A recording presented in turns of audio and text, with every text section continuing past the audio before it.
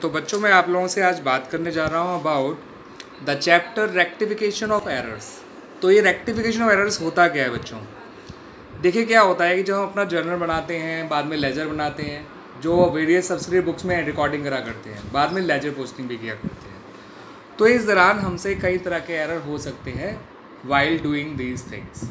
Journal बनाते समय कुछ गलतियाँ हो सकती हैं, हो सकता है बुक्स में रिकॉर्ड करते समय गलतियाँ हो जाएँ सब्सिडरी बुक्स में, या फिर पोस्ट करते समय गलती हो जाए, या फिर टोटलिंग करते समय गलती हो जाए सारे अकाउंट्स की, या बाद में ट्रायल बैलेंस में ट्रांसफ़र करते समय गलतियाँ हो जाए।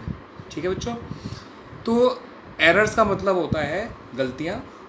ठीक है, आपने एक कहावत सुनी होगी, to error is human, to error is human, ये कहावत होती है, यानी गलतियाँ इंसान से ही होती हैं, है ना। ये वर्ड आपने सुना होगा, ये सेंटेंस सुना होगा। इसको इंग्लिश में कहते हैं टू एरर इज़ ह्यूमन। तो अकाउंटेंट्स भी ह्यूमन बीइंग्स ही हैं, उनसे भी गलतियाँ हो सकती हैं। तो अकाउंटेंट से जो गलतियाँ होती हैं, ठीक है, अब उनको कैसे रेक्टिफाई किया जाए उससे पहले ये जान लेते हैं इन गलतियों के नेचर किस तरह की होती है। ठीक है, तो कंसेप्चुअली एरर्स 4 तरह की होती हैं। लिख लो आप लोग, लिखिए। Types of error. Number 1, error of principle. ठीक है, ये एरर ऑफ प्रिंसिपल होता क्या है? इसके बारे लिखो मत एरर ऑफ प्रिंसिपल के बारे में, बस इतना लिख लो कि एरर ऑफ प्रिंसिपल। डिटेल में मैं बता दूंगा आप लोगों को। अभी आपको एक काम करिए, पहले सारे एरर के टाइप्स लिख लीजिए, फिर इकट्ठा एक करके एक्सप्लेन कर देंगे। तो सबसे पहले होता है आपका एरर ऑफ प्रिंसिपल। फिर होता है बच्चों आपका एरर ऑफ ओमिशन। ठीक है बच्चों, ओमिशन में ब्रैकेट में लिखना जो है कंप्लीट ओमिशन और पार्शियल ओमिशन। ओमिशन भी 2 तरह के होते हैं, एक होता है कंप्लीट ओमिशन और एक होता है पार्शियल ओमिशन। फिर होता है बच्चों आपका error of commission. Commission, yes, error of commission. ठीक है, एंड लास्ट होता है आपका कॉम्पनसेटिंग एरर्स। Compensating errors. ठीक है, तो बेसिकली ये 4 टाइप्स ऑफ एरर्स होते हैं आपके कंसेप्चुअली। ठीक है, एक और तरीका होता है एरर्स को डिफाइन करने का या क्लासिफाई करने का। तो लिख लो another way of classifying errors.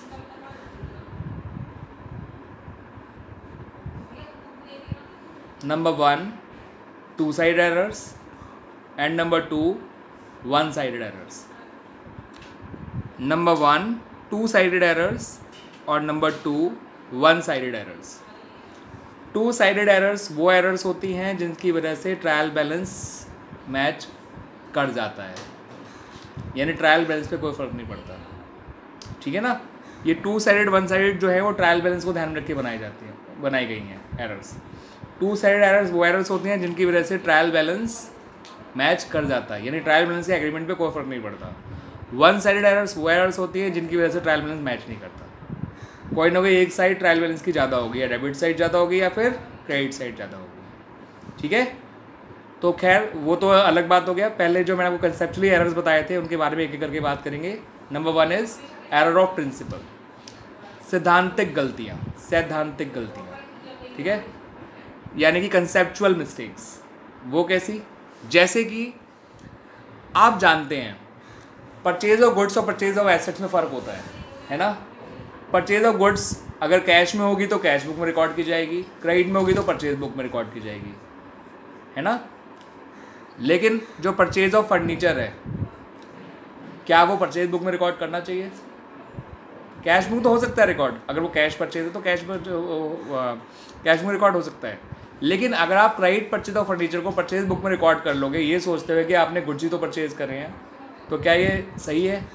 नहीं ना, क्योंकि आपने उसे एक ऑर्डिनरी परचेज समझ लिया, जबकि वो एक एसेट की परचेज थी। डेबिट होना था फर्नीचर अकाउंट, लेकिन हो गया कौन सा अकाउंट? Debit, purchases account. ऐसे ही आप जानते हैं जब आप नॉर्मल कोई कार्टेज या कैरेज पे करते हैं तो कार्टेज या कैरेज अकाउंट में डालते हैं, आप उसको डेबिट करते हैं। लेकिन वही कार्टेज और वही कैरेज अगर किसी मशीन के परचेज में पे किया गया हुआ तो फिर वो कार्टेज अकाउंट में जाना चाहिए या मशीनरी अकाउंट में जाना चाहिए? अगर कोई भी कार्टेज या कैरेज गुड्स के लिए पे किया गया है तब तो वो कार्टेज या कैरेज अकाउंट में ही जाएगा। लेकिन वही कार्टेज और कैरेज अगर आपने किसी फिक्स एसेट को एक्वायर करने में इनकर्ड किए हैं तो क्या वो कार्टेज या कैरेज अकाउंट में जाएगा या फिर मशीनरी अकाउंट में जाएगा? मशीनरी में जाएगा। नॉर्मल वेजेस जो पे करते हैं गुड्स बनाने के लिए वो वेजेस अकाउंट में जाती हैं, लेकिन वही वेजेस अगर इंस्टॉलेशन और मशीनरी के लिए पे की जाती हैं तो मशीनरी अकाउंट में जाती है। जब सैलरी पे की जाती है तो सैलरी चाहे एक्स को पे करो चाहे वाई को पे करो, डेबिट कौन होता है? सैलरी। लेकिन गलती से हमारे अकाउंटेंट साहब ने जो है एक्स या वाई को डेबिट कर दिया तो ये भी एरर ऑफ प्रिंसिपल होती है, क्योंकि आप जानते हैं कि कोई भी एक्सपेंस जब पे किया जाता है या जब कोई भी इनकम रिसीव किया जाती है तो कभी भी उन पर्सनस के नाम नहीं आते, सिंपल एक्सपेंस का नाम आता है या इनकम्स का नाम आता है ना? क्लियर होगी बात? तो ऐसी एरर्स जहाँ पर हम नेचर ऑफ ट्रांजैक्शन नहीं पहचान पा रहे कि वो रेवेन्यू नेचर की है कैपिटल नेचर की है, एक्सपेंस को एसेट की तरह ट्रीट कर लिया या फिर एसेट को एक्सपेंस की तरह ट्रीट कर लिया, ऐसी चीज़ें कहलाती हैं आपके एरर ऑफ प्रिंसिपल। ये सैद्धांतिक गलतियाँ होती हैं जहाँ पे आप उनका बेसिक नेचर नहीं समझ पा रहे कि वो रेवेन्यू नेचर की ट्रांजैक्शन है या फिर कैपिटल नेचर की ट्रांजैक्शन है, क्या उसे एसेट में काउंट करना चाहिए या एक्सपेंस में काउंट करना चाहिए। ऐसी ट्रांजैक्शंस कहलाती हैं आपकी एरर ऑफ प्रिंसिपल, जहाँ पे आपके बेसिक प्रिंसिपल्स वीक हैं। इसका मतलब इनको टू साइडेड एरर्स कहा जाता है। द रीज़न इज़ क्योंकि ऐसी गलती करने से आपके डेबिट क्रेडिट पे कोई फर्क नहीं पड़ता, सिर्फ नाम का ही तो फर्क आ रहा है। आपने मशीनरी की जगह परचेज को डेबिट कर दिया, कोई बात नहीं, लेकिन करा तो डेबिट ही ना, है ना? कैरेज की जगह मशीनरी की जगह कार्टेज को डेबिट कर दिया, लेकिन कोई बात नहीं, करा तो डेबिट ही ना। सैलरी की जगह राम को डेबिट कर दिया, मगर करा तो डेबिट ही ना, और क्रेडिट भी आपने कैश ही को किया होगा। तो एरर प्रिंसिपल जो होती हैं वो टू साइडेड एरर्स होती हैं, क्योंकि उनसे ट्रायल बैलेंस या एग्रीमेंट में कोई फर्क नहीं पड़ा करता। क्लियर हो गया? इनको सुधारने का तरीका बड़ा आसान होता है, ठीक है? जो सही है उसको उसकी सही जगह पहुंचा दो, गलत को उसकी जगह से हटा दो। जैसे मैंने भी आपसे कहा कि मशीन की परचेज ऑर्डिनरी परचेज में रिकॉर्ड कर ली गई, तो डेबिट होना था मशीनरी को, लेकिन डेबिट कौन हो गया? परचेजेस। तो मशीन को डेबिट कर दो और परचेज को क्रेडिट कर दो। अगर सैलरी पेड टू राम गलती से राम में डेबिट हो गया है तो सैलरी को डेबिट कर दो और राम को क्रेडिट कर दो, है ना? ऑर्डिनरी रिपेयर और मशीनरी गलती से मशीनरी में काउंट हो गई है। ऑर्डिनरी रिपेयर अकाउंट में आती है, मशीनरी अकाउंट में नहीं आती। मशीनरी अकाउंट में रिपेयर तभी आ सकती है जब वो सेकेंड हैंड मशीनरी खरीदी हो और आपने तब रिपेयर कराई हो। लेकिन अगर आप रूटीन रिपेयर कराते हैं, रेगुलर रिपेयर्स कराते हैं, तो रिपेयर अकाउंट में जानी चाहिए, मशीनरी अकाउंट में नहीं जानी चाहिए, है ना? तो गलती से आपने जो है मशीनरी में डेबिट कर दिया था, कोई बात नहीं, रिपेयर को डेबिट करो और मशीनरी को क्रेडिट कर दो, है ना? फर्नीचर की सेल को गलती से सेल बुक में रिकॉर्ड कर लिया, यानी कि क्रेडिट होना चाहिए था फर्नीचर, कौन क्रेडिट कर दिया आपने? सेल्स को। तो सेल को डेबिट कर दो, फर्नीचर को क्रेडिट कर दो। तो एरर और प्रिंसिपल सुधारना बड़ा आसान काम होता है। आपको हो सकता है आपके टीचर्स कहें कि बेटा पहले रॉन्ग एंट्री पास करो, फिर राइट एंट्री पास करो, फिर एडजस्टमेंट एंट्री पास करो, रेक्टिफाइंग एंट्री। 3 एंट्रीज करनी होती है, लेकिन मैं आपको ये चीज़ माइंड में करा रहा हूँ और आपको इसे रेक्टिफाइंग एंट्री पास करनी है, ठीक है? आप माइंड में ये पहचान लोगे कि कौन सा अकाउंट गलत है, कौन सा सही है, सही को उसकी जगह पहुँचा दो, गलत को हटा दो। This is the rectification of error of principle. Rectification का मतलब होता है बच्चों गलतियों को सुधारना, सही है? तो मैंने आप लोगों को एरर ऑफ प्रिंसिपल बता दिया and how to rectify it ये भी बता दिया। क्लियर बच्चों?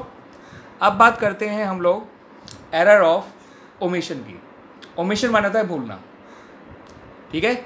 ओमिशन 2 तरह के होते हैं, एक होता है रिकॉर्ड करते समय भूल गए, वो कहलाता है एरर ऑफ कंप्लीट ओमिशन, क्योंकि जो चीज़ रिकॉर्ड ही नहीं हो पाएगी तो फिर पोस्ट भी नहीं हो पाएगी, है ना? वो पूरी तरह से उसका डेबिट राइट सब गायब हो गया, ठीक है? जैसे आपने goods purchase from Ram on credit, तो एंट्री उनसे purchase account debit to Ram, ये आप एंट्री करना ही भूल गए, तो ना परचेज डेबिट हो पाया ना राम क्रेडिट हो पाया। तो ऐसी एंट्रीज कहलाती हैं आपकी एरर ऑफ कंप्लीट ओमिशन। ऐसे ओमिशन कहलाते हैं एरर ऑफ कंप्लीट ओमिशन। इनको सुधारने का तरीका बहुत आसान है, क्या करो? वही एंट्री जो पहले भूल गए थे करना आप कर दो। ये भी 2 साइडेड एरर्स होती हैं, इनसे भी ट्रायल बैलेंस पे कोई फर्क नहीं पड़ेगा, क्योंकि डेबिट क्रेडिट दोनों ही गायब हो गए थे। अब दोनों ही को क्रिएट करना है, तो वो एंट्री जो पहले भूल गए थे करना, वो एंट्री पास कर दो। Purchase account debit to Ram लिख दो। श्याम ने हमें गुड्स लौटाए थे, हम उसकी एंट्री लिखना भूल गए थे, अब लिख दो return inward account debit to Shyam, ठीक है बेटा? तो एरर ऑफ कंप्लीट ओमिशन सुधारना तो बड़ा आसान होता है, क्योंकि उनको हम रिकॉर्ड करना ही भूल गए थे, ठीक है ना?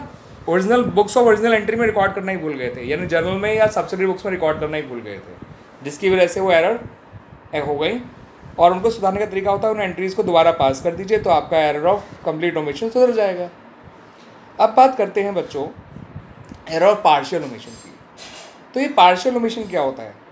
आपने जर्नल में तो रिकॉर्ड कर दिया, ठीक है, किसी ट्रांजैक्शन को, सपोज़ आपने कोई ट्रांजैक्शन करी इसकी उधार सेल की, ठीक है, YW सेल्स अकाउंट, तो आप गलती से वाई में पोस्ट करना भूल गए, वाई के अकाउंट में पोस्ट करना भूल गए, ठीक है, लेकिन सेल्स अकाउंट में पोस्ट करना नहीं भूले, किसी एक पर्टिकुलर अकाउंट में पोस्ट करना भूल गए, तो ये कहलाता है आपका एरर ऑफ पार्शियल ओमिशन। ऐसे ही आपने सैलरी पे करी मगर सैलरी अकाउंट में पोस्ट करना भूल गए, ये कहलाएगा error of partial omission. Clear है, समझाया? रेंट रिसीव हुआ लेकिन उसको रेंट रिसीव अकाउंट में पोस्ट करना भूल गए, डिस्काउंट अलाउ किया लेकिन इसको पर्सन के अकाउंट में क्रेडिट करना भूल गए, तो ये चीज़ कहलाती है आपकी error of partial omission. Partial omission को दो तरह से ठीक करा जाता है, और एक बार याद रखिएगा, partial omission one sided error के अंदर आता है, कंप्लीट ओमिशन किस में आता है आपका? टू साइडेड एरर्स में, क्योंकि डेबिट क्रेडिट दोनों ही भूल गए थे आप। एरर ऑफ प्रिंसिपल किस में आता है? टू साइडेड एरर्स में, क्योंकि वहाँ डेबिट क्रेडिट दोनों बराबर ही रहते हैं, बस अकाउंट के नाम का फ़र्क हो जाता है ना, साइड लेकिन सेम रहती है, डेबिट और क्रेडिट। अब जो तीसरा है आपका जो एरर ऑफ पार्शियल ओमिशन है, वहाँ पे आप किसी एक अकाउंट में पोस्ट करना भूल गए, तो इसमें गलती या तो डेबिट में ज़्यादा हो जाएगा या क्रेडिट में ज़्यादा हो जाएगा as a result of that, इसलिए इनको वन साइडेड एरर कहा जाता है।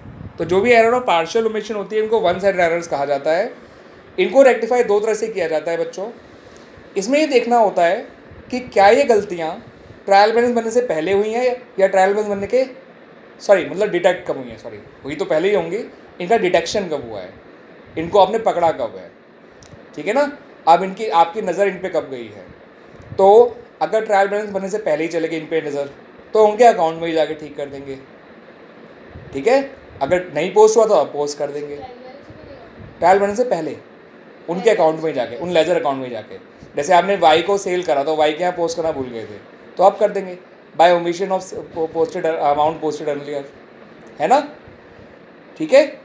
तो वन साइडेड एरर जो होते हैं, यानी कि आपका जो पार्शियल ओमिशन वाला एरर है, उसको ठीक करने के लिए आपको अगर ट्रायल बैलेंस बनने से पहले ही वो गलतियाँ पता चल गई हैं आपको, तो आप उनको उनके अकाउंट में जाके ठीक कर सकते हो। लेकिन अगर वो गलतियाँ ट्रायल बैलेंस बनने के बाद पता चली हैं, तो आप उनके अकाउंट में जाके ठीक नहीं कर सकते, क्योंकि अकाउंट क्लोज करने के बाद आप ट्रायल बैलेंस बनाते हो, ठीक है ना, उनके क्लोजिंग बैलेंसेज लेके। तो उस केस में आपको एंट्री पास करनी होगी बाय ओपनिंग सस्पेंस अकाउंट। आपको एक सस्पेंस अकाउंट खोलना होगा। आप जानते भी, मैंने आपको बताया था जब आपको ट्रायल बैलेंस चैप्टर पढ़ाया था कि जब ट्रायल बैलेंस मैच नहीं करता तो आपको जो भी डिफरेंस होता है वो सस्पेंस अकाउंट में डालना होता है। तो फिर उन गलतियों को सस्पेंस अकाउंट के थ्रू ठीक करा जाता है, ठीक है। एक साइड में उस अकाउंट का नाम आ जाएगा जहाँ हम पोस्ट करना भूल गए थे, है ना, और दूसरी साइड में सस्पेंस का नाम आ जाएगा, यानी YW सस्पेंस अकाउंट। क्लियर है? इस तरह से। तो हमने अभी दो तरह की एंट्रीज डिस्कस कर ली, दो तरह की एरर्स डिस्कस कर ली। एक डिस्कस करी है हमने एरर ऑफ प्रिंसिपल और दूसरी डिस्कस करी है हमने एरर ऑफ ओमिशन, है ना। अभी हम पहले इन्हीं दोनों को डिस्कस करेंगे, अगले दो टाइप्स ऑफ एरर बाद में डिस्कस कर जाएंगे, क्योंकि उनकी रेंज बहुत बड़ी है। पहले इन दोनों को ढंग से समझते हैं। ये दोनों आसान से ही हैं, है ना। और अभी मैं आपसे डिस्कस करने जा रहा हूँ, उसमें भी मैं सिर्फ कंप्लीट ओमिशन डिस्कस करूँगा, पार्शियल ओमिशन बाद में डिस्कस करा जाएगा।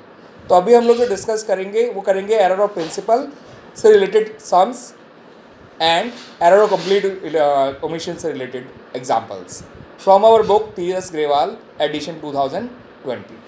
ठीक है बच्चों? ओके बच्चों।